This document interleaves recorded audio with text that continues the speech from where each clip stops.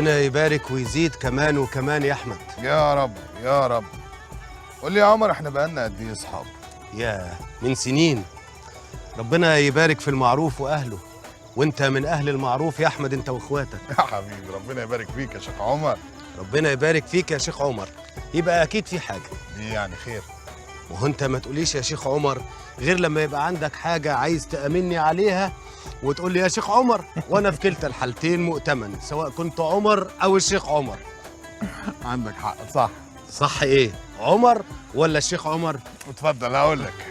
انا مش عارف يعني، عمال افكر انت ليه لحد دلوقتي ما فكرتش انك تجيب عربيه محندقه كده، يعني تفسح العيال بيها يوم جمعه، تهزر بيها اي حاجه. تصدق بالله يا احمد، لا اله الا الله. اهو يوم الجمعه ده بالذات اليوم الوحيد اللي ما عنديش فيه ساعه فاضي. الله، ليه؟ عندك شغل تاني ولا ايه؟ شغل تاني ايه يا احمد؟ انا بصحى اصلي الفجر والم الولاد حواليا احفظهم سوره الكهف، وقبل صلاه الجمعه بساعه اخد بعضي واروح مسجد سيدنا الحسين اصلي الجمعه، ومن صلاه الجمعه لغايه صلاه العصر اقعد في حضره الشيخ الجليل حسين العشماوي. الله الله الله. فحضرته ازاي يعني بقى؟ ساعتين من بعد صلاه الجمعه لغايه صلاه العصر بيفسر لنا معاني القران الكريم. بسم الله ما شاء الله. طيب انت رايح الجمعه اللي جايه ان شاء الله. انت تعرف فضيلته شخصيا؟ في الحقيقه انا ما شفتوش غير مره واحده. من زمان، من ساعة ما كان ممنوع إن يجي مصر كنت بسمع خواطره الإيمانية في إذاعة سعودية، والحمد لله أول ما جه مصر شبطت فيه، وربنا والحمد لله قربني منه. عقبالك يا أحمد. يا رب. طب اعمل حسابك الجمعه اللي جايه ان شاء الله هعدي عليك ونروح نصلي سوا هناك، عايزك تعرفني عليه. يا سلام، إن شاء الله. ان شاء الله. يا صباح ايه ده؟ بسم الله الرحمن الرحيم. حاج فتحي، فتحي اصحى يا حاج. ايه يا محمد؟ سعر الشعير نزل؟ طلع؟ نزل ايه وطلع ايه يا راجل؟ ده انت وقعت قلبي في رجلي. انت نايم كده من امبارح؟ لا نايم ايه؟ ما نمتش ولا حاجه، انا خفيت شويه كده بس. كده برضو يا حاج؟ قوم قوم ريح في سريرك، كده غلط عليك يا حاج. اريح ايه يا ابني؟ احنا عندنا شغل وشغل مهم. شغل ايه بس؟ راحتك اهم يا حاج. الله، ما انت لو تعبت ولا وقعت مش هتعرف تشتغل ولا تعمل حاجه. قوم معايا يا حاج، قوم اسند على ايدي، قوم اقعد ريح هنا. امال اخوك احمد فين؟ احمد صحي ومستنينا، بس انت مالكش دعوه، ريح انت. لا ازاي؟ روح انت سبقنا عنده وانا هطش جسمي بشويه ميه وراك. برضه يا حاج مصر؟ قوم بس روح. حاضر. بقول لك ايه؟ عملتوا ايه في موضوع الشعير؟ احمد اشتراه امبارح. كويس قوي. قول له ما يبيعش لغايه امبارح، السعر قصاد. حاضر يا حاج حاضر، بس انت كان المفروض تريح. ريح ايه يا ابني؟ انت شايفني تعبان؟ اتكل على الله، انت شوف مصلحتك، اتكل على الله. ربنا يحفظك يا علي بيه. يا سلام، يا رب دايما اسمع الاخبار الحلوه منك. ربنا يفرحك، ربنا يبارك فيك يا حبيبي، ما تحرمش ابدا. معلش سامحني على تعبك، مع الف سلامه. مع السلامه. ايه يا دكتور، ما تفرحنا معاك. صباح الفل يا حاج فتحي، انا عرفت امل فين. يا صباح النور. لقيتها فين؟ في اليونان، هي وجدها. في اليونان مره واحده؟ بس دي حاجه تقلي، ما تفرحش يا احمد. يا اخي المهم انا عرفت هما فين. الاهم هتجيبها ازاي؟ يعني هي اليونان بعيده يا حاج؟ على رايك. المهم طمني، جابت لك واد ولا بيت؟ ما اعرفش، بس بقول لكم ايه، اعملوا في حسابكم انا لازم اروح اليونان. نعم يا حبيب ابوك، احنا داخلين على وحله كبيره. انا محتاج كل راجل منكم يقف 24 ساعه على رجله. تقول لي يونان؟ انت توحلها ليه يا عم فتحي؟ ما انا لازم اوحلها لما يكون اخوك كبير بقاله يومين ما نامش وانت عايز تروح اليونان. اسال محمد. خلاص يا حاج، بالراحه بالراحه، مش كده، دي مش طريقه مناقشه دي. بقول لك ايه يا دكتور، احنا عايزين نريح لنا يومين كده قبل المفرمه اللي احنا داخلين عليها دي. عايزين نشحن بقى. ما عنديش اي مانع، نشحن زي ما انتوا عايزين، بس حطوا في خطتكم ان انا رايح اليونان. حاضر، هنتصرف يا سيدي، حاضر، بس نروح مكان بقى ما نشوفش فيه حد ولا حد يشوفنا. انا ليا شرط واحد، لا ناخد نسوان ولا عيال، والكلام ده ليك انت مخصوص. ماشي يا حاج. الله الله الله. سبحان الله. استنوا بقى يا اخوانا، عشان احنا بقالنا 3 ساعات عمالين نبرم بحيرات عليا وبحيرات سفلى وصحراء غربيه وصحراء شرقيه. انا تعبت يا اخوانا خلاص مش قادر. يقول لك ايه يا محمد؟ ده انت لسه عيل صغير، امال انا اقول ايه؟ يابا. وبعدين لازم تتعب يا محمد، لازم تتعب عشان تحس بطعم الراحه يا واد. ممكن بقى حد يقول لي اخرة البرم ده ايه؟ تكونوا انتوا ناويين تشتروا الواد الريان رخر؟ يا ريت شوف لنا بس بايع واحنا اشترينا خلاص. طب ولو موجود البايع؟ يبقى من بكره نشتري على طول طبعا. نشتري الصحراء شويه رمل. وايه يعني؟ كلها ارض الله. انت تعرف يا محمد ان الصراع دلوقتي قايم على فكره الارض.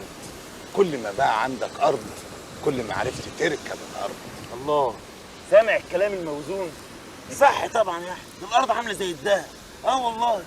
طب اقول لك على حاجه، انت عارف احنا لو اشترينا وادي الريان ده يكون عملنا ايه؟ زي ما يكون اشترينا محميه طبيعيه. عارف يعني ايه محميه؟ عارف يا حاج. يعني ايه محميه؟ والله العظيم عارف يا حاج. يعني ايه؟ زي محميه راس محمد وسانت كاترين والمحميه اللي هناك دي. والله يا واد اشتري لك محميه. هو انتوا بتهرجوا ولا انتوا بتحلموا ولا ايه ظروفكم بالظبط؟ احنا بنحلم طبعا يا ابو حميد، بس هو الجد ايه غير الحلم في الاول. قولوا لي مين فيكم يعرف هم سموه واد الريان ليه؟ انا طبعا ما اعرفش يا احمد يا عسليه. لا صحيح سموه وادي الريان ليه؟ بص يا حماد، كان في زمان ملك اسمه الريان بن الوليد. الملك ده جاب الحاشيه بتاعته والجنود والجيش وكل حاجه، قعد هنا فتره طويله قوي، حس ان ده اجمل مكان شافه في حياته كلها، قرر انه يستقر. بعد كده هم سموه على اسمه الريان، بس الريان معناها المشبع بالماء. اللهم صل على النبي. عليه الصلاه والسلام. بتتكلم جد يا احمد؟ الارض الصحراء دي مش شبعه بالميه؟ ايوه طبعا، بس هو مش ميه بمعنى الميه، يعني الميه هنا بمعنى الرزق، البركه. بركه فعلا، المكان مليان بركه يا جماعه. شلالات عليا وشلالات سفلى والمدوره، وادي الريان، قاره جهنم. كل اعوذ برب الفلق. قاره جهنم ده اسمها لوحده يكهرب يا احمد ولا يلسوع؟ يا ساتر يا رب. سموها دلوقتي وادي حيتان. ده غير كمان عيون الريان وجبال الريان. الله، دي الجنه يا جدعان، الجنه. طب انتوا عارفين بقى ان اسم الريان ده اسم باب من ابواب الجنه لا يدخله غير الصائمين. الله على ابواب الجنه ورزق الريان وكنوز الريان وفلوس الريان ومجايب الريان وشلالات الريان. يا جماعه انا حاسس ان باب الجنه اللي بحلم بيه طول عمري اتفتح. الله يبارك فيك يا احمد. يبقى وارب الباب ودخل اخواتك معاك. ايه ده انت بتتكلم في ايه؟ انت فاكر ان احنا هنسيبه يخش لوحده كده؟ ما اعملهاش، عمري ما اعملها. هندخلوا جماعه يا اولاد الريان. يبقى على بركه الله وندخل من باب الريان.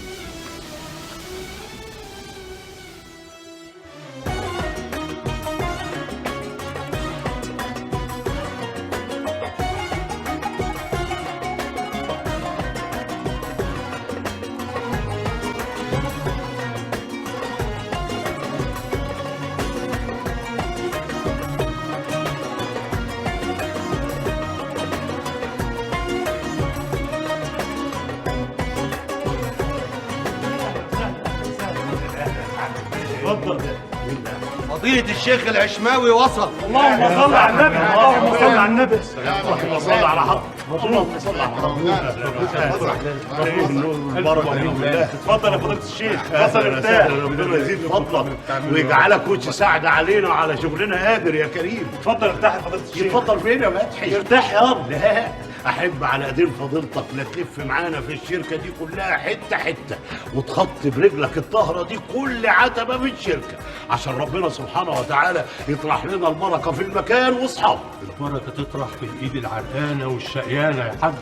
وانت بسم الله ما شاء الله عليك وعلى اولادك ما ظهر لنا انك ربيت فاحسنت الربايه الحمد لله. وزرعت ورعيت فجنيت اعظم الثمار واحسنها. اللهم صل على الله النبي. يبارك لك. الحمد لله. الله اكبر. سامع؟ اهي هي دي البشرى.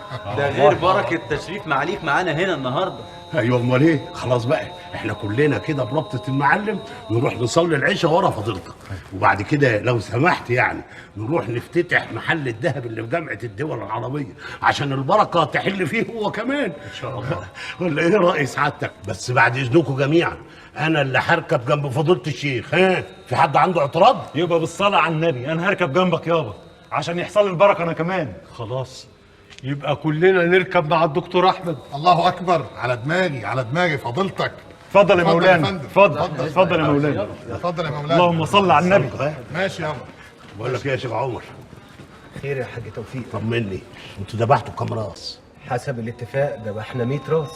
الله اكبر ما شاء الله، ربنا يزيده ويبارك. وهتودوا السقط بتاع ال 100 راس ده فين؟ سقط ايه يا حاج توفيق؟ السقط يا شيخ عمر، السقط مش عارفه، الفشه والكبده والكلاوي والطحال والجوهره والممبار واللازم منه يعني.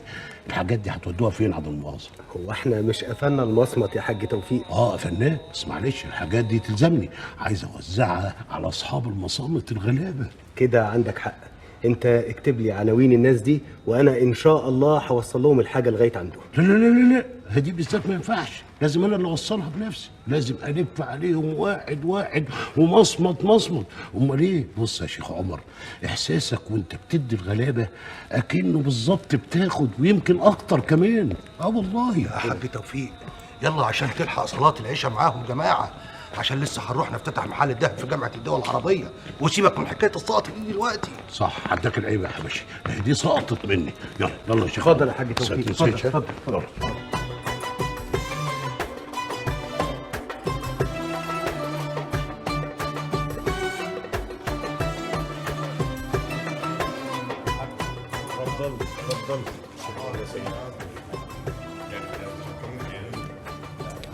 معالي المحافظ وصل، شرف. طب بعد اذن فضيلتك استقبله. اتفضل يا حاج، اتفضل. كده فضلتك هنستنى بقى المحافظ وبعدين نلف. اهلا وسهلا. اتفضل يا باشا. اهلا اهلا. اتفضل يا باشا. سعادة المحافظ. السلام عليكم جميعا. وعليكم السلام ورحمة الله وبركاته. المحافظ. ازاي بقى؟ العفو يا سيدي، شرف لما ابوس ايدك. العفو يا سيدي. طب اتفضل يا فندم. اتفضل. ناخد صورة تذكارية مع بعض الأول. وماله. حلوه دي يا محمد. ادخل جنب اخوك يلا.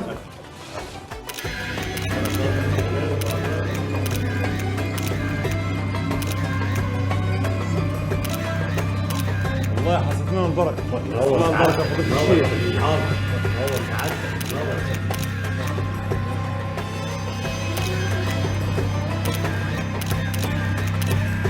عملت اللي في دماغك برضه يا احمد وما عبرتنيش.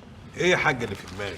لا اله الا الله، انا عملت الصح. بص يا محمد، ما احنا برضه ما نقدرش نكتب في الاعلان الريان للاستثمار وتوظيف الاموال، ما ينفعش يا حاج، ده يبقى اكتتاب. ما تقول يا عم. وبعدين لازم تيجي واحده واحده، ما ينفعش كده، مش قانوني. مش عايزين نخش في متاهات يا حاج، انا في عرضك. هو الاعلان حلو قوي كده وزي الفل، مجوهرات الريان حلو قوي. حلو والله العظيم زي العسل يا محمد. انا مش فاهم يا حاج ايه اللي مش عاجبك. موضوع توظيف الاموال ده والاستثمار هيبقى بعدين ان شاء الله، الخطوه الجايه واحده واحده زي ما بقول لك. ده بيجي بالسمع كده من دل دل دل دل ده، انما كده لا ما ينفعش. ماشي يا احمد اللي تشوفوه، بس اللي انا هقول عليه دلوقتي محدش يراجعني فيه ولا حد يقول لي لا. ماشي يا حاج. لا بقول لك ايه يا احمد، انا دماغي مش فيا. احنا من بكره ان شاء الله ننزل تسعيره الذهب باسمنا غير تسعيره السوق. معلش يا حاج، ما تزعلش مني، بس هو اقل ولا اكتر؟ اقل يا محمد، واقل بشويه حلوين كمان. ماشي ماشي، احنا موافقين، ما عندناش اي مشاكل. بس هو هنستأذنك يعني لو ممكن نأجل الحكايه دي شهر ولا حاجه. شهر ليه شهر؟ يعني ايه اللي هيحصل في الشهر ده؟ طيب خلاص